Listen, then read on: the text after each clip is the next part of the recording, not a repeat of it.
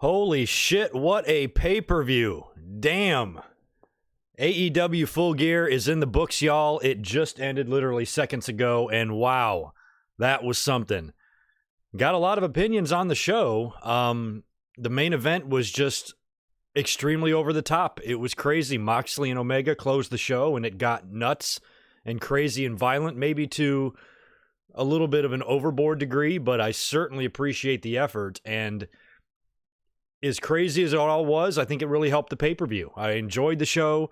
I'll talk in detail about it, but I don't know if I'd necessarily put it as one of the greatest pay-per-views I've ever seen. But that final match really helped. Anyway, how y'all doing? I know some of you have been patiently waiting in the chat. I've been watching you guys. All right, we're looking good over there. You can see and hear me. This is Double Duty. I was up here earlier on today for the Winged Eagle podcast, which has fucking no views on it. So I don't know what was going on today. But if you want to take a look at that and listen to all my WWE and NXT and Survivor Series comments, it's up there now. Just sat through and watched and live tweeted throughout the whole Full Gear pay-per-view. And we're going to go through it here match by match and discuss a lot of these outcomes, and man, it was crazy. That last match, my hands were sweating. You guys watched this, I'm assuming, right? I've been tweeting, and a lot of you seem to be following along. So if you did watch the pay-per-view tonight, I don't know if that means if you ordered it on BR Live, if you streamed it on Fight TV, or if you found other ways to find it. But most of you, judging from the feedback on social media, were watching the show tonight, and it was, it was pretty nuts. But my breath is still kind of taken away after that main event match. Before we kind of get going here, I'll just hang out in the chat for a second and say hello to everybody, see what y'all are saying. Mox Bro Kenny, that was nuts. I mean, they brought out a lot of stuff, and one of the things that we'll talk about as we go through the pay-per-view here is how long a lot of these matches lasted. Like, many of them went very long durations of time. So I like that they do give wrestlers, enough time, but sometimes too many long matches back to back can get a little bit old. But overall, I'm kind of liking that they're doing that and giving guys kind of freedom to go out and do whatever the hell they wanted to do. And they certainly took things to a whole nother level tonight. My God, Moxley and Omega, that was crazy. And I put up on Twitter, I was like, I really, really, really appreciate the effort from both of those guys.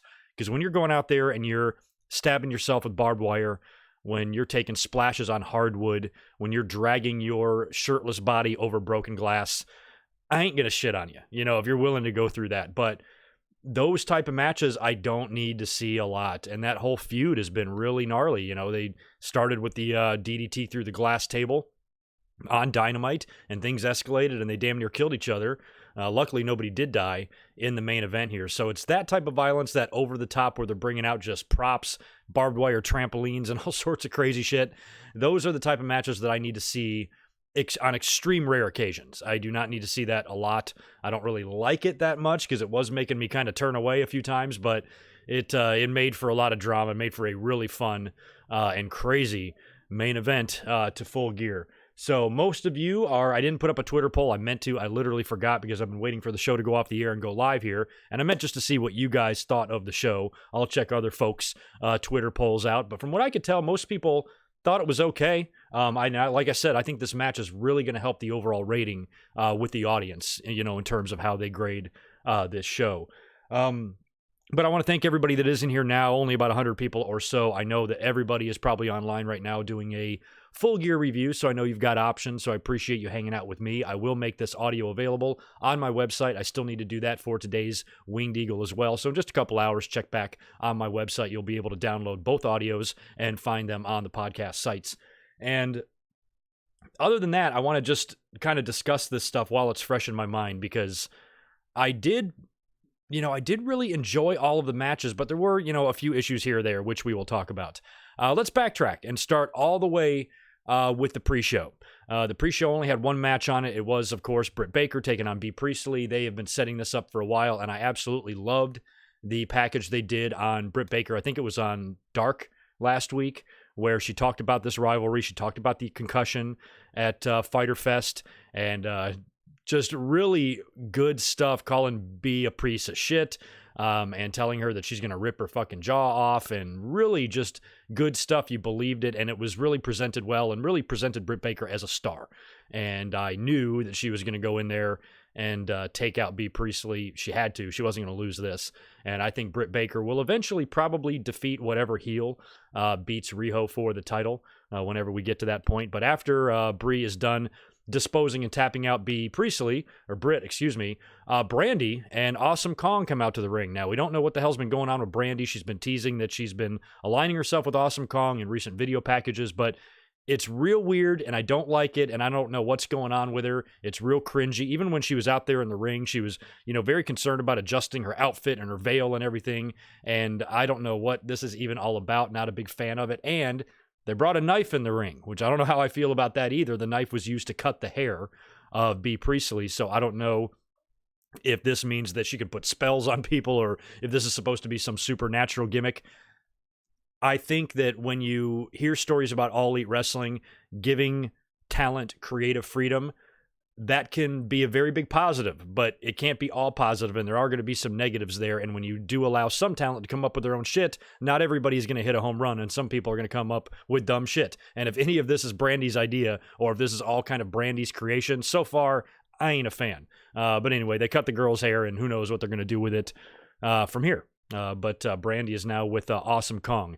Main card time. We started out with the big tag team match, Proud and Powerful, taking on the Young Bucks. They set this up a couple of weeks ago on Dynamite. This was a Dynamite opener. Hell yeah, awesome match. It went about 20 minutes, very long, and I did see some criticism about the match on Twitter and stuff. It's really amazing when you have these pay-per-views how it just seems to automatically turn ordinary fans into bookers, producers, agents, Hall of Fame wrestlers, CEOs, writers, all that stuff. Everybody is just critiquing about what does make sense and what doesn't make sense. When I watched this match, to me, it felt no different, or it didn't make any less sense than any Usos or New Day match that I've seen.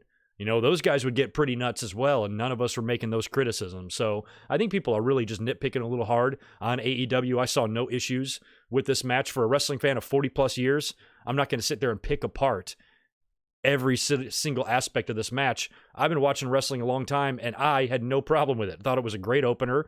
I thought it was exciting and a great way to kind of get the show off on the right foot. And the Young Bucks took another loss here, which surprised me. I predicted them to win. I did not do very good in my predictions. I think I got like 3 matches wrong. But Proud and Powerful picked up the win. I thought it was good. They had a lot of... To me, this was the most, I guess, fun match of the night. The other ones were good, and some of them were nasty, and some of them were dramatic. But that opener was really fun.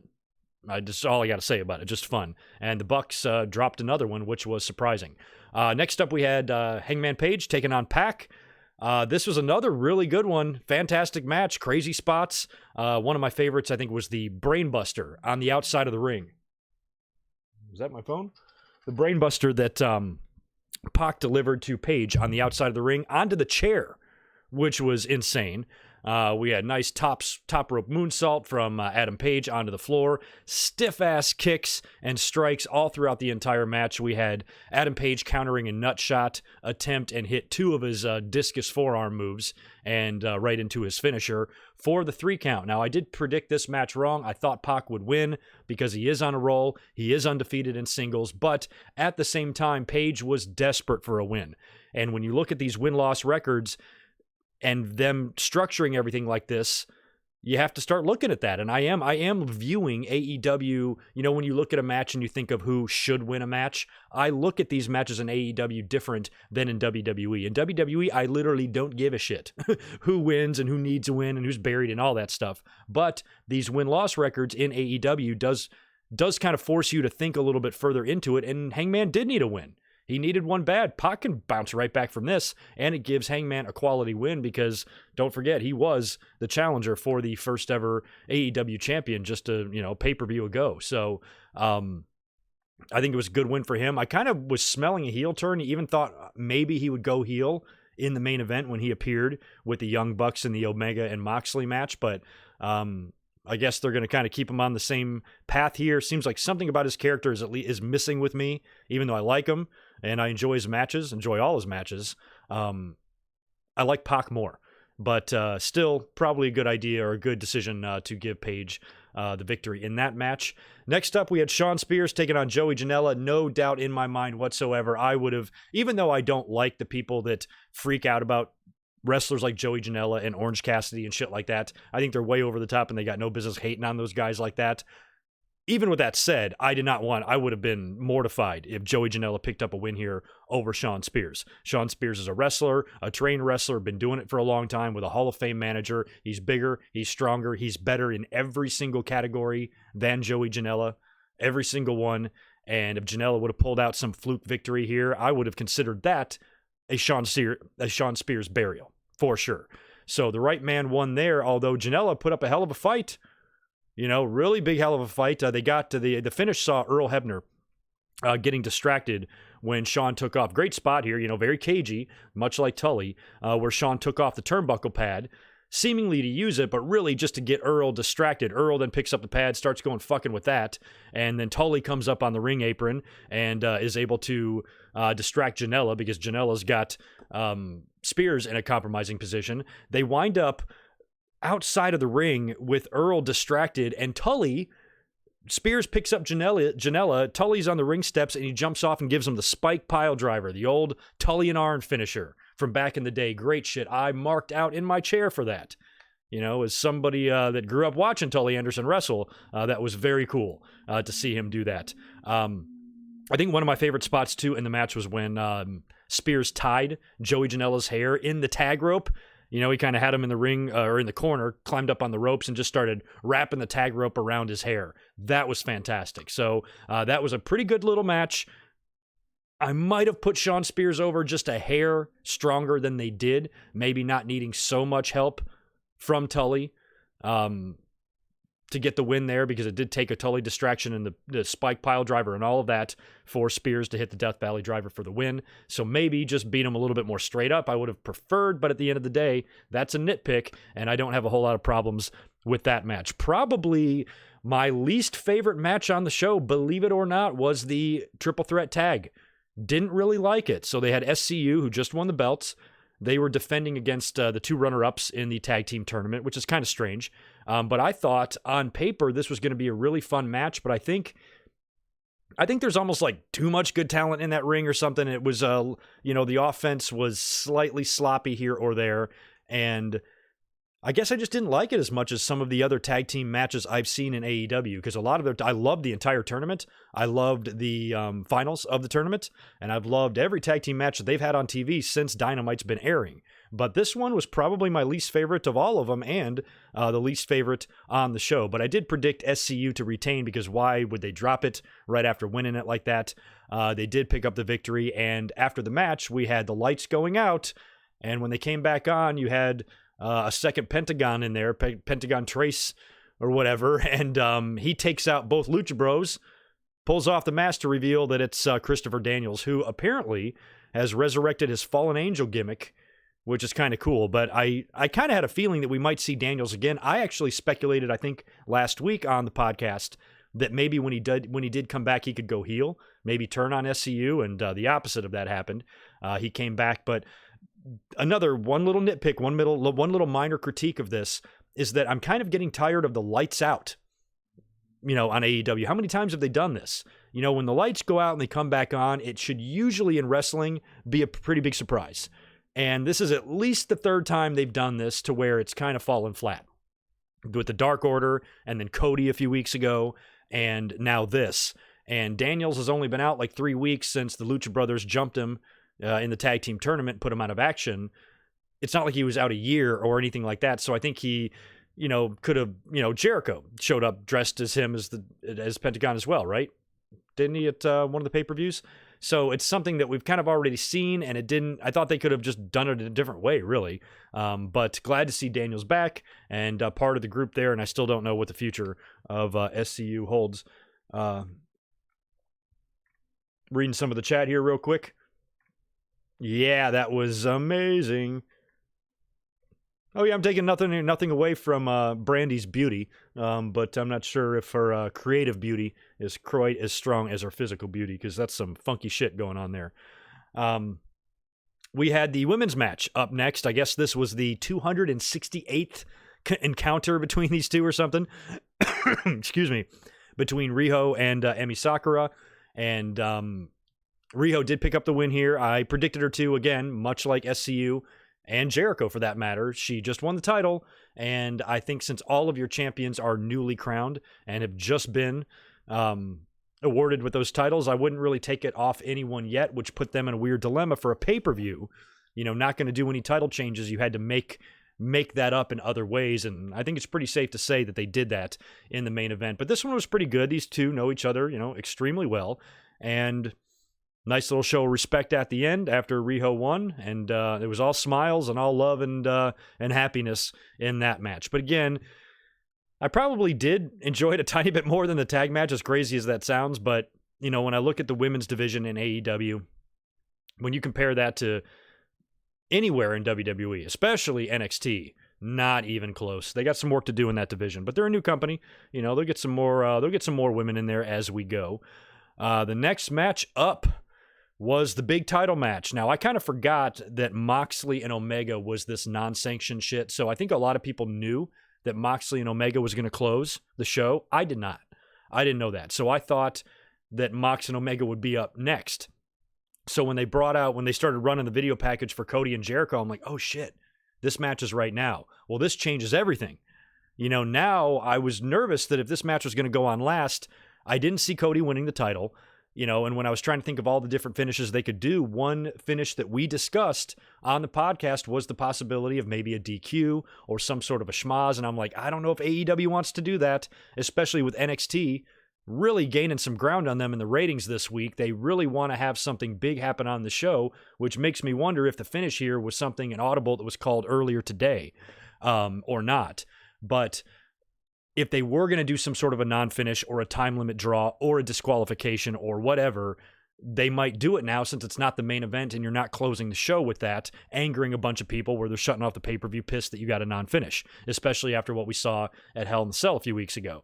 So they did this match next. Cody was flanked by MJF and Jericho had Jake Hager with him. And the match was pretty good to start, and it just took a nasty turn when Cody does a dive over the top rope. Now, the set was great, by the way. I should mention that. The set for Full Gear was great, very unique looking, and I've always been a fan and a mark for the ramp going all the way up to the ring. You know, like WCW and ECW and in Japan, and a lot of promotions have been known to do that, but I've always liked that because you can do so much with it. You can take backdrops onto it. You can fight and brawl out into it, and I always like that. So I like that AEW does that. Well, Cody does this big, long dive and lands forehead first on the ramp.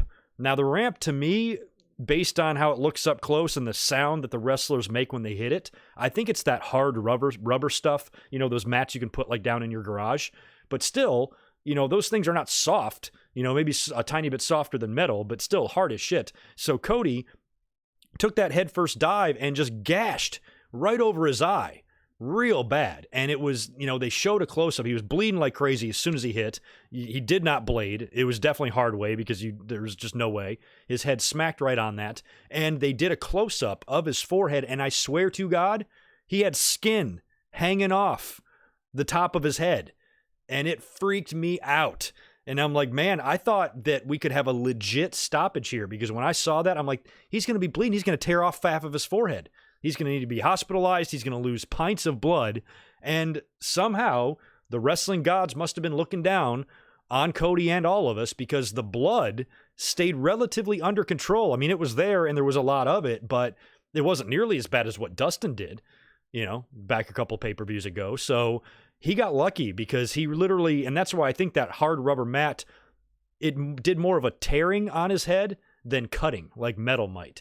So it was just a gnar slash right through the top of his head, and just it looked like he had a flap of skin. And that scar ain't going to go away. He's going to have that for life just by looking at it. There's no way that's going to heal and be unnoticeable. He will remember that forever. Gets through the match. He's got family at ringside. Cody's mom is there at ringside watching all this. I was really hoping Patricia Bobsky would show up in the crowd and start beating her up and attack her. How awesome would that be? At one point, Cody's mom even slaps Jericho and says, fuck you to him, which was fun. Cody is fighting through all this blood. Very slow-paced match. Jericho, it's his 49th birthday today, so, he ain't no spring chicken in there, but I thought the pace of the match worked really well. It was well done. It was old-school storytelling, and I enjoyed it a lot. We had our speculations, though, on the finish, and MJF was accompanying Cody to the ring. I speculated earlier today that maybe they could do finally the turn, because you got to remember, MJF is a heel, but he's BFFs with a babyface. That can't last forever, but at the same time, the fans know it's coming. We all know it's coming. There's not one human being walking the face of this earth that doesn't think that MJF is going to turn on Cody very soon or one day. So I kind of thought that you'd want to take your time, pick your right spot, try to catch the fans off guard with it, do it in a way that can really launch you into a storyline between the two for a long period of time. And I speculated and pitched the idea of MJF turning on Cody, and then they run for a year on this feud. MJF, you cost me my chance at the championship, and then you can have this long running thing. And by the time you get to the blow off, you turn Cody heel. And then he goes in and winds up winning the title or something like that. Well, they sort of did that, but they had... Let me backtrack here. First of all, when MJF was walking around there with a towel, you knew something was up. I tweeted it. I'm like, that towel is going to come into play. Somebody also on Twitter, I forgot who it was, mentioned a Survivor Series 94. They're like, what if they give the towel to Cody's mom and she throws it in like Helen Hart did on Bret Hart? And I'm like, well, then you'd have to tie in a Dustin Rhodes heel turn, kind of like Owen, pleading with Helen to toss in the towel. So I knew something was up with that. The time limit was also playing a factor, although I would have been really surprised if these two guys win an hour. I think Jericho could go an hour if he had to, but I don't think we need him to. So I don't think it needed to go the time limit, but you knew something was going to happen here. And MJF, when he's holding that towel and Jericho locks in the walls of Jericho or the Lion Tamer on Cody, and don't forget, Cody's a mess of blood and his face is all tore up. And as he's got the Lion Tamer, he's stomping. And it looked great, just stomping Cody's head. And Friedman's freaking out, he's going to stomp his eye out, or, just bash his brains in, right here. And he's got the towel and he fucking tosses in the towel. Game over. Aubrey rings the bell and that's it. MJF threw in the towel. Now, I kind of think they could have held on to that for a while and just ran with that, because there's a story to be told there. MJF is his best friend. He royally screwed Cody out of ever getting a title shot again, but he might have also saved his life, and you can have that, kind of, I don't want to say conflict there, but Cody, could forgive him, say, it's okay, I understand, wish you wouldn't have done it, but I understand, and then gradually build to the tension. Maybe it's resentment that Cody can't get past. He'll say it up front. Okay, yeah, it's all cool. I knew you're just looking out for me. I'm not upset, but then it eats away at him and festers at him, and it ends up, causing a problem, in a few weeks or down the line. I didn't think it would happen right there. So Jericho is off celebrating. He's joined by the inner circle on the ramp, lifted up on their shoulders, and is automatic. Just right off the bat, he's got a bottle of bubbly in his hand, and he's drinking that. I'm hoping they're at a nice establishment drinking bubbly right now. I wish I was there with you guys. So very happy to see Jericho retain the title there. You go back to the ring, and Cody is being helped up by MJF, and that's kind of what I thought it would be until the camera just stayed on him too long. And I'm like, fuck, are they going to do it right here? Are they going to have... And I thought for a second maybe Cody would turn on MJF. I thought Cody might hit him and beat him up and attack him for costing him his chance. So Cody looks like he's okay with it, and they're talking, and then bam, MJF nails Cody with a shot to the nuts, turns on him, and there it is. There's the heel turn. Would you guys have done it that way? I don't know if I would have. I mean, I would have done the heel turn for sure, but if they were going to turn MJF on Cody, I would have had him cost him the belt. Because really, MJF had a legitimate reason for throwing in the towel. If that's Brandy, if that's Cody's mom, if that's Cody's biggest fan, if that's Pharaoh, if any of them have that towel in their hand, they're likely throwing it in too. So he didn't even really screw him, He just turned on him in the end, which is okay. Got a great reaction from the crowd. It did surprise me, but I might have had him cost him the belt just to add to the heat, of oh, you really screwed me. But MJF throwing in the towel in an act of what seemed like sympathy was just weird, because if he really was going to turn on his friend, Jericho had Cody beat. Cody wasn't getting out of that. He was unconscious, blowing bubbles in a pool of his own blood on the mat, getting his head stomped in by Jericho. He was about 2 stomps away from death. I mean, Jericho was going full on Antonio Inoki and the Great Antonio. Look that one up on Chris Jericho. Or on Cody. So MJF actually, if he really hated Cody that much, and if he really wanted to damage Cody, he wouldn't have thrown in the towel, and he would have allowed Cody to get murdered, and Cody was going to lose the match anyway. So I don't know. I kind of maybe wouldn't have done it like that, but they did it. It was what it was, and now we've got a storyline that can go on for I don't know how long between these two guys. It's going to go a pretty significant amount of time. I hope it's got lots of twists and turns. I hope it's several pay-per-views, and I hope it's an issue that turns out to be something that could even go on for like years. Not at the same time, but I hope these guys have an on-again, off-again feud for like the next 10 years. I think that would be fun. Probably one of the best parts and the best visuals of the whole thing was after the turn, when MJF is walking up the ramp, some fan just nails him with a direct hit with a drink. Just shit everywhere, splashes all over his face, all over his clothes, an absolutely great visual, and I still cannot tell. I mean, I only saw it one time when it happened, but I don't know if that was a plant or not. Now, you could see as the camera was panning away, you saw security going over to him, but that doesn't mean that AEW couldn't set that whole thing up, because if you are going to have a plant do that, you need to have them, at least pretend to throw him out just so other people don't know that's not okay to do that. So they definitely played it off well, but I still don't know if it's a plant one way or the other. But here's the thing, it doesn't matter. Either way, it's a win-win. If it wasn't a plant, and this was a total freak, fluke accident, then it's one of the greatest things to ever happen in wrestling, like Ms. Girl, like the guy they panned to after The Undertaker lost the streak, shit like that. This was awesome. Or it was a plant, and if it was a plant, don't criticize AEW for that, commend them for using a plant in a good way, because plants are usually so obvious and stupid, and you know exactly from the moment you see them that it's a plant. This one had us questioning it. So if it is a plant, don't use that as ammo against AEW, because it's actually supports why they're doing pretty good. If it was a plant, that was brilliantly done and brilliantly executed, but I have a feeling that might have just been a legit fan tossing his drink, and I guess he will be prosecuted. But anyway, Jericho retains, and I'm happy about that. I need to take my breath and visit the chat here and see if there's anything I need to see or talk about before I talk about this main event. How Wheezy, good to see you in here, man. Thank you for being a mod up in here. Pretty good audience at 250 people, and we've been streaming for only about 30 minutes. I didn't think this would be a super long review. There was only about 7 matches on this card, and plus I was up here today for the Winged Eagle, so maybe make sure you check that out as well. I got a super chat in here from Dominique Richardson. Thank you, man, for the $5. Just finished listening to the Winged Eagle podcast. Enjoy the podcast as always. How was Full Gear overall? I'm grading it pretty good. I'm going to get to my final rating. I guess we'll do an out of 10 rating at the end here. But I probably wasn't scoring it as...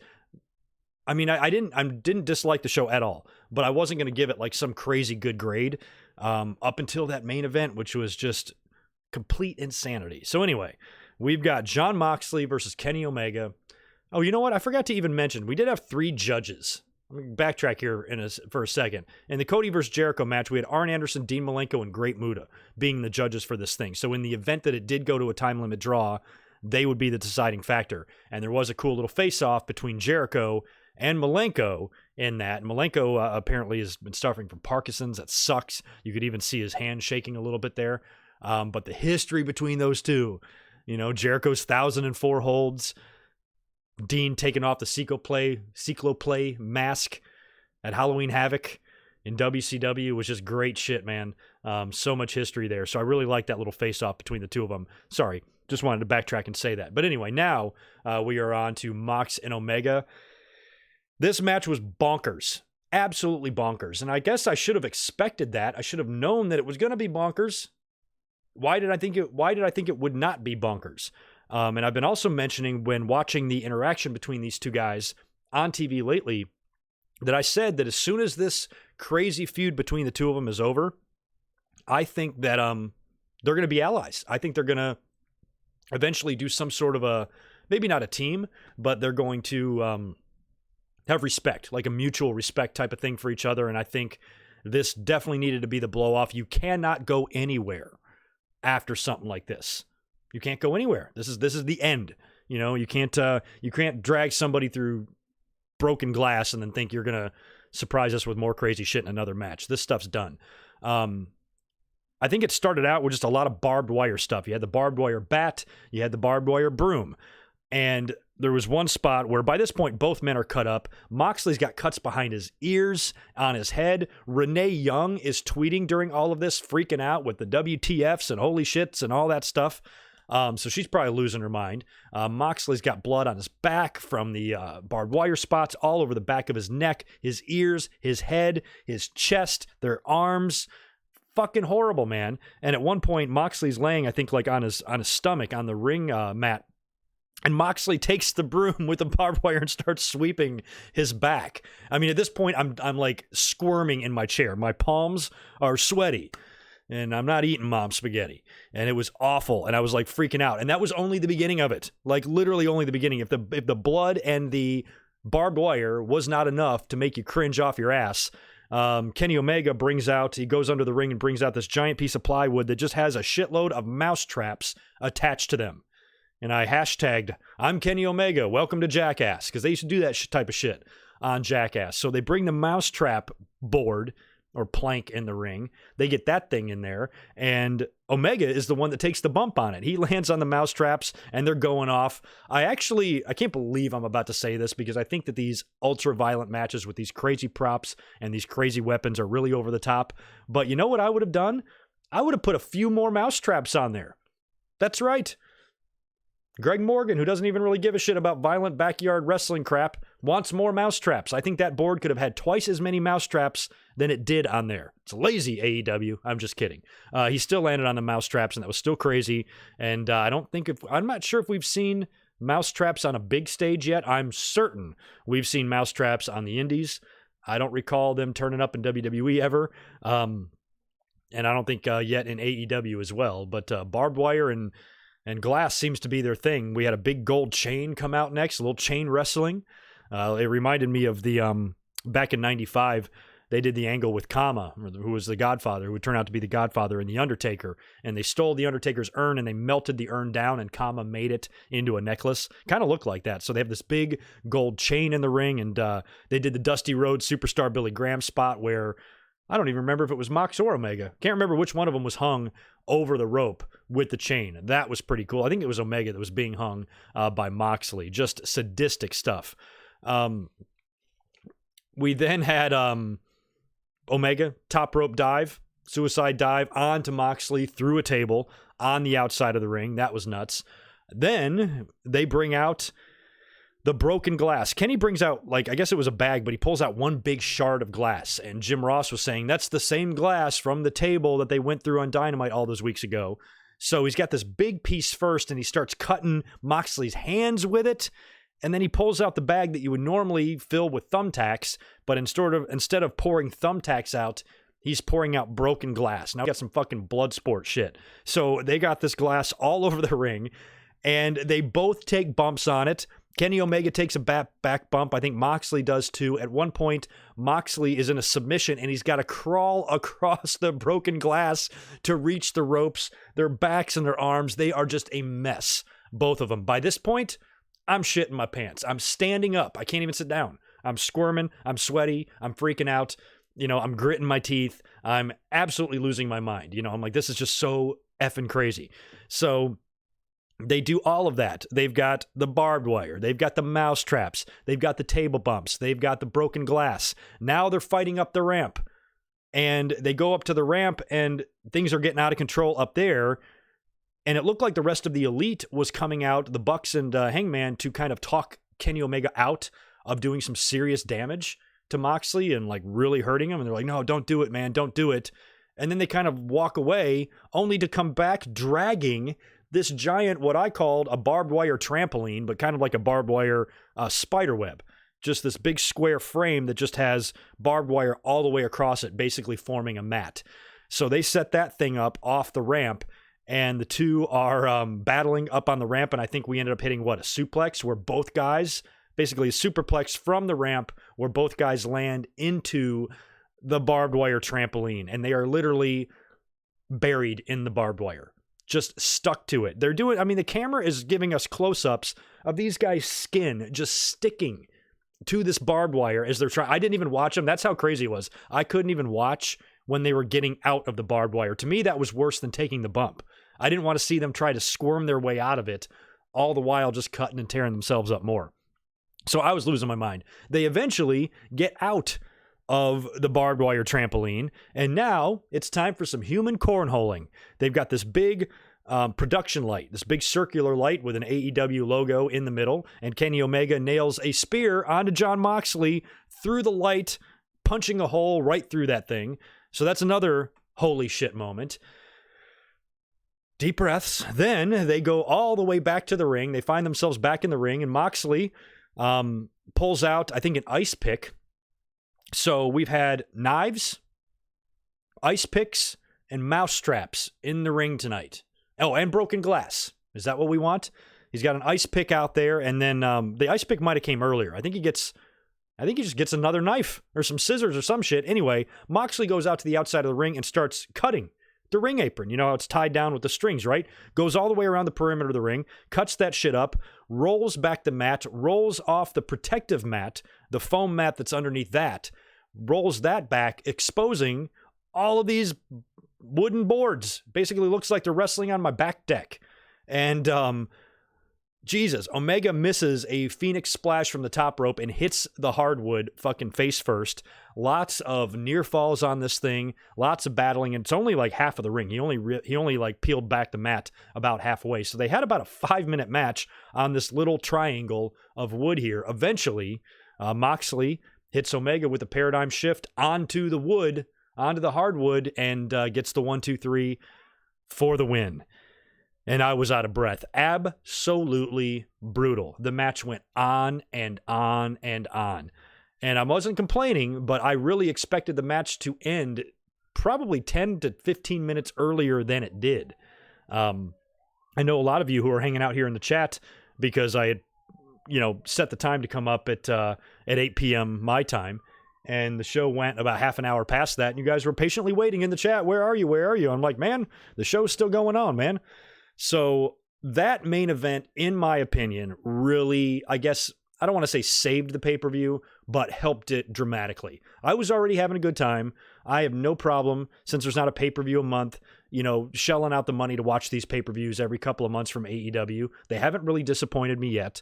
A lot of people were just shitting on it all night. I don't understand, I don't know what I thought when you compare it to what WWE gives us a lot of times, excuse me, this was a perfectly fine night of wrestling. Not the greatest pay-per-view of the year or anything like that, but you also got to put AEW in context. Like, think about how long they've been around, which is not long, less than a year.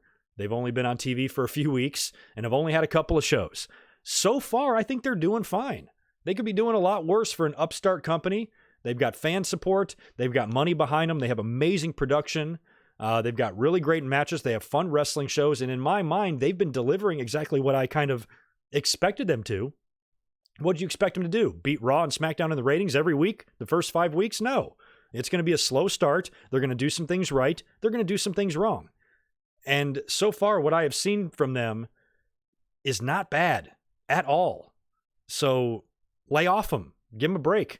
I even fully understand that this pay-per-view, up until that main event, wasn't, I don't know if it was necessarily worth the $50. Maybe it wasn't to some people. To me, I still enjoyed most of the show, for the most part, except for maybe just not being oohed and awed that much with finishes and any storylines and stuff. It wasn't until that main event that really went over the top that helped it. And we see that a lot in WWE too. Sometimes we get a lackluster pay-per-view, but by the time we get to the main event, or there's one match that's just so phenomenally over the top that it saves the whole show, And between the last two matches with Cody and Jericho, I thought that whole thing was very good. Great match, great storytelling all the way around, even though I'm not sure if I would have totally done the MJF turn the same way. I still liked it, thought it was great stuff, and the main event with Moxley and Omega is going to give me nightmares for many years to come. So I'm going to give the final grade on this pay-per-view a 7.5 out of 10. I'm going to give it a solid C+. Probably would have only given it a 6.5 had it not been for that final match. So props to Omega and Moxley. I hope you guys are all right. Hopefully you guys toss back a few glasses of bubbly yourself to mask some of this pain. Rub in that Neosporin nice and good and enjoy the gauze, Band-Aids, and rubbing alcohol for the next couple of days. Should be fun.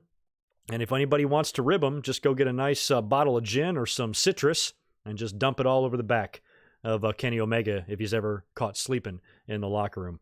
But yeah, good on AEW. I think they delivered a good show tonight. And like I said, for a company that's only this old, I'm not going to be crucifying for them for that much. They're allowed to have a couple hiccups here and there. And so far, the ones that they've had, in my mind and in my opinion, have been forgivable. So good job to the men, women involved and production crew and wrestlers and all that stuff. Solid show. I enjoyed it. Let me go back to the chat here before we sign off and see if there's anything to talk about. AJ Daniels, thank you very much, brother, for the $5. Mick Foley versus Randy Orton is my favorite hardcore match of all time, but Moxley and Omega may top it or is pretty close.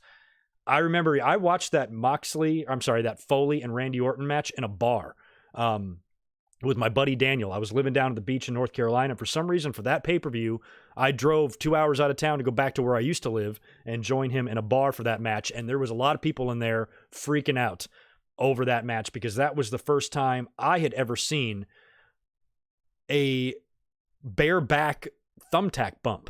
Even when Foley was taking the tacks, he was in the Mankind outfit or the shirt and tie or whatever.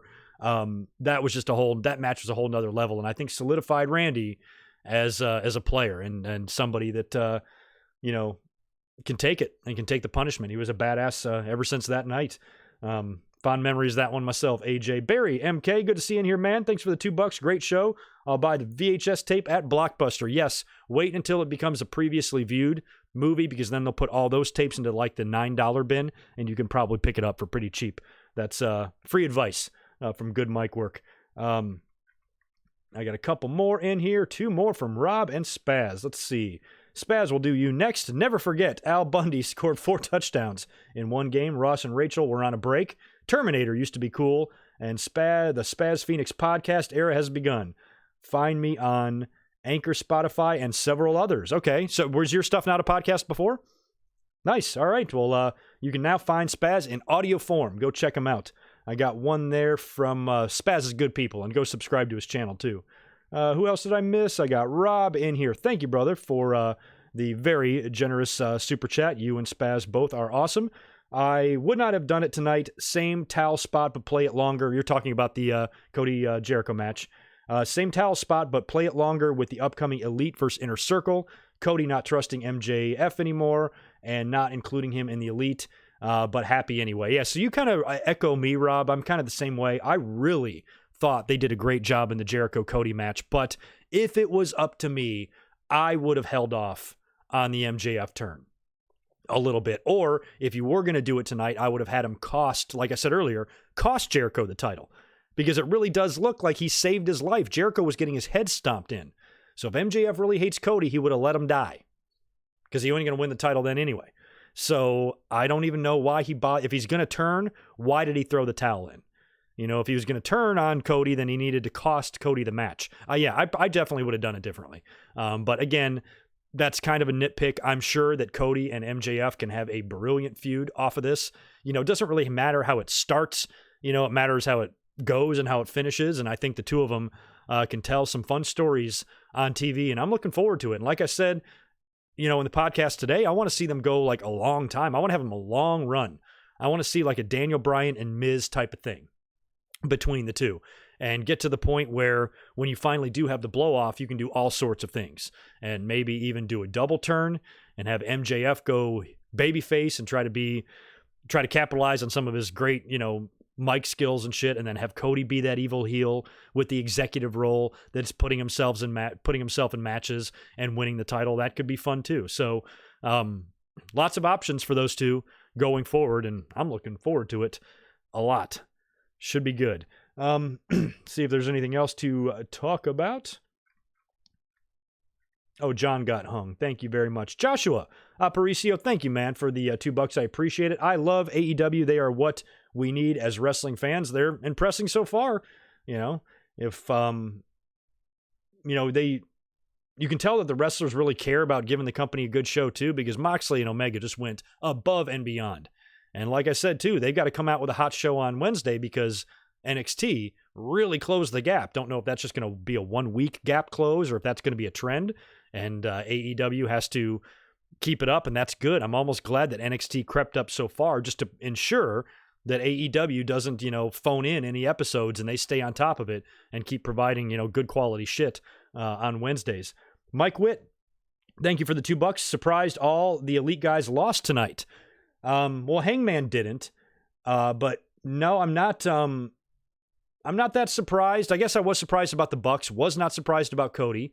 And I've mentioned this recently too, that I do feel that at least at first, they probably are going to make a conscious effort to not put the executives over that much. Have them win here or there, but I don't think the Bucks needed, to necessarily win the tag team tournament. They can be used to put other guys over instead and establish some other teams on your roster. And Cody, get this, title match out of the way now, setting him on track in a completely different direction and feud for a while until you figure out a way to write him back into the title program down the line after the company's been around a while. So I think that it's good that they're not winning too much because they want to be careful, because the fans, even though everybody's very pro AEW right now, they'll turn on you in a second. And if you start hearing stories of anybody taking advantage of their position, that's when it can really do them some damage. So I think it's probably in the back of their heads too. I know it would be in mine. If I was in one of their position, I'd probably request to job on every pay-per-view. Like, I just don't want to hear any shit from these fucking assholes. So just let me lose. I don't care. I might even be tempted to say that if I'm in one of their shoes. So who knows? But I'm glad that it seems like the wealth is being spread around. Because, with the Bucks, putting over other guys and shit like that, that's good, because you got a lot of talent on that roster and a lot of talent that a lot of the mainstream audience isn't familiar with, and you need to get them over and you need to establish them. And I think that's the phase that we're in right now in AEW. They're brand spanking new. You got to remember that. And for a company that's brand spanking new, that has never done this before, when you take all of that into consideration, I think they're putting on good shows. Good enough for a company that's never done it before. You know what I mean? So, nice job all around to everyone. What's the time on this? All right, we've been going about 45 minutes. That's what I thought we would do. I'm going to go ahead and get out of here, make sure I didn't miss any other super chats. I hate it when I miss them. I feel really bad, but I think I nailed everybody. Wait, that's gross. I think I got to everybody in the comments. Awesome. All right. So anyway, I got a couple of announcements to make before I get out of here as well. Number one, I want to thank you guys that hung out with me today for both podcasts. The Winged Eagle today, like I said, has got extremely low views, probably because I was stupid and went on live right before Full Gear, which probably wasn't the best time. So if you can click the card in the upper right of the screen there and take a look at that podcast today or tomorrow, I would definitely appreciate it. And thank you for hanging out with me for this review as well. I've got some sort of bad news, but not really. Just a little bit of teensy bad news. For those of you who like to watch Monday Night Raw with me every Monday, I stream every show live right here in my house with all of you guys. I'm not going to do Monday. Raw was taped today in Manchester. It's already done. I read the spoilers. The show looks like shit. I'm going to take advantage of this Monday, get a couple of things done, and I'm not going to stream. The Monday after this, I will be up. But since I did 2 streams this weekend, I'm going to take advantage of Monday, not really having a good Raw. It's a tape show. We know what we're going to see. There's one crazy angle that happens on Raw, which is so stupid, and it involves my favorite people on Raw, Rusev, Lana, and Lashley. So if you want to see that nonsense, you can tune in on Monday night. So unfortunately, I will be taking only 1 week off from live streaming Monday Night Raw, and I'm going to sit this one out, and I'll be back up a week from now. Also, on the calendar, 1 week from tomorrow, Sunday, November 17th, we're going to do a special live stream. It's going to be a live Survivor Series related live stream. It's going to be just me, and I'm going to come up here just like this on camera, and we are going to review the very first 2 Survivor Series pay-per-views, 1987 and 1988. We're going to take a look back at the origin of Survivor Series and the genesis of this pay-per-view, what led to it, and what my personal memories are of these shows, because I have extremely deep personal memories of both shows. And I'll share all those with you, what happened to me on these 2 Thanksgiving nights, what I was doing, where I was, and how I witnessed these shows. Very interesting stuff, and I think it'll make up for a fun Survivor Series related video to throw up on the channel. In the meantime, I do have my review of Survivor Series 2001 on my channel right now that I uploaded just a couple of weeks ago, or a few days ago. Less than 2 weeks ago on my channel. I attended that show live, and I shared all of my experiences on that show as well. So check those out. You guys have a great rest of your day. I probably will be up here midweek. I seriously doubt it's going to be a whole nother week until you see me on Saturday for the Winged Eagle, and then on Sunday for the Survivor Series 87 and 88 reviews. I'll try to get up this week with either a mic drop or a news break or something. Keep a lookout sometime Wednesday, Thursday in that area, or if any major news drops during the week, I'll just come up and do a quick live stream and we'll talk about it. So thank you guys very much. Enjoy the rest of your evening. Enjoy the rest of your weekend. Have a great rest of your Saturday night and Sunday, and I'll catch you all in just a couple of days. Be good. Peace.